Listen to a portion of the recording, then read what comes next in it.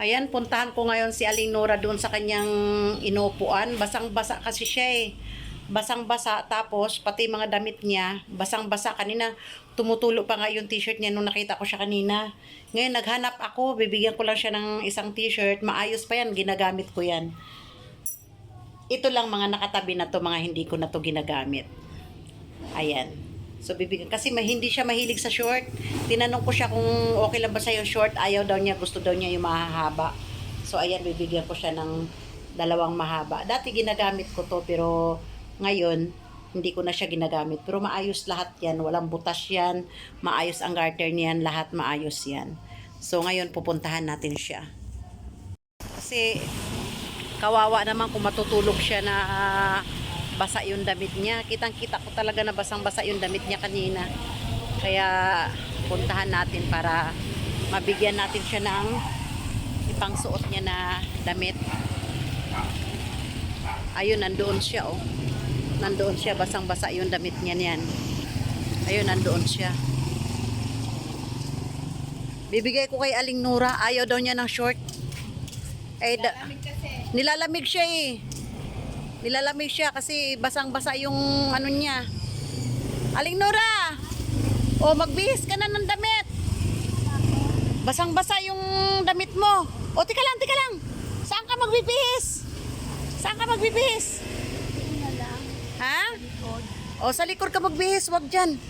O, magbihis ka na. O, diba, kinuha niya kaagad yung damit kasi kanina pa siya nilalamig.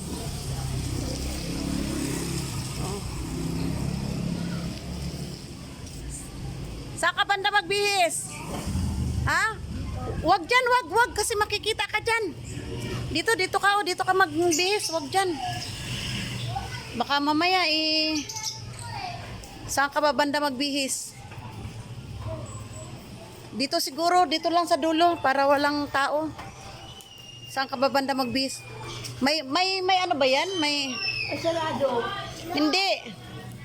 Dito ka magbihis, oh. Dito kasi lahat ng mga damit niya basa, tapos nanginginig na siya kanina sa ano, kaya sabi kong gano'n sa kanya. Sabi kong gano'n sa kanya, sandali lang, kuhanan kita ng damit. Ayusin mo, mabasa yung laylayan. Hindi, oy. Marunong naman siya eh. Alam mo, nung nakita niya ako na ano, na may dala akong damit, ngumiti siya, tapos nung pag-abot ko ng damit, doon pa lang gusto na niya magbihis. Sabi ko, wag dyan, wag dyan. Eh, hinanapan ko siya ng kinublihan. Kaya nga, kawawa naman.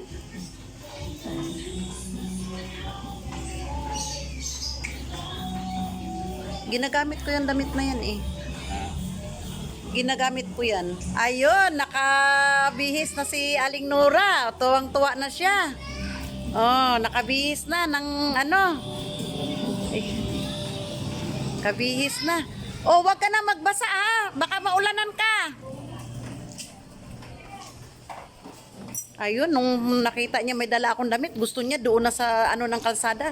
Kasi talagang nilalamig siya kanina eh. Sa lahat ano? Sus, ginoo ko yan. Basa lahat yung mga damit niya. Pati yung ay, Diyos ko, pati yung tinutulugan niyang pumon. Basang-basa. Nakita ko kasi sa kanina, nanginginig sa ano. Kita nyo naman, gusto na niya, dito pa lang maghubad na siya para maibsan yung lamig niya. Dami-daming taong mga dumadaan dito. Dami naman tao, pero wala namang makapagbigay ng ano, ng damit sa kanya. Naman yung damit niya, oo. Basang-basa, dito pa lang sa ano, basang-basa sa lakas ng ulan magdamag. Kawawa naman. Sige Aling Nora, uwi na ako ha. Oh, buti nakabihis ka na.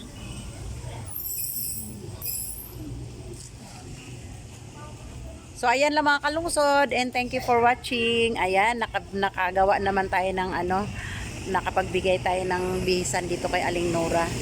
Talagang ano, kinuha ko talaga sa aparator para ano, kasi naawa ko sa kanya, nakita ko siya eh, na tumutulo yung damit niya. Kahapon pa pala siya basa. So ayan lang, and thank you. Nakahingi tayo dito sa kapitbahay ng sa aking BFF ng karton para matulugan ni Aling Nora. Tama na to, Betong, dalawa. Tama na to. Ayan, dalawa. Kinuha ko. Are. So, ayan, may nahingi na tayong karton. Ibibigay natin kay Aling Nora para meron siyang mahigaan. Kasi basa pa kagabi pa ba yung ano niya, yung... Wala lang akong dalang video kanina nung nadaanan ko siya na nanginginig sa lamig kasi kagabi pa pala siya basa dahil sa ulan. So ngayon ibibigay natin tong karton. Ayun, nakatayo siya. Suot na niya yung aking damit. Suot na niya yung aking damit. O, hindi na siya nilalamig. Ngayon bigyan natin siya ngayon ng mahigaan niya dyan. Aling Nora, oh, para may mahigaan ka. Kasi oh, tinan mo yung karton mo, basang-basa na. Oo. Ayan, para may matulugan ka. Mamaya. Oh. Kasi tignan nyo naman yung kanyang tulugan na karton, oh. Basang-basa na yung tulugan niya na karton. So buti na lang nakahingi tayo ng karton sa kapitbahay. Dito niya nilalatag yung dito yan siya sa gabi natutulog eh.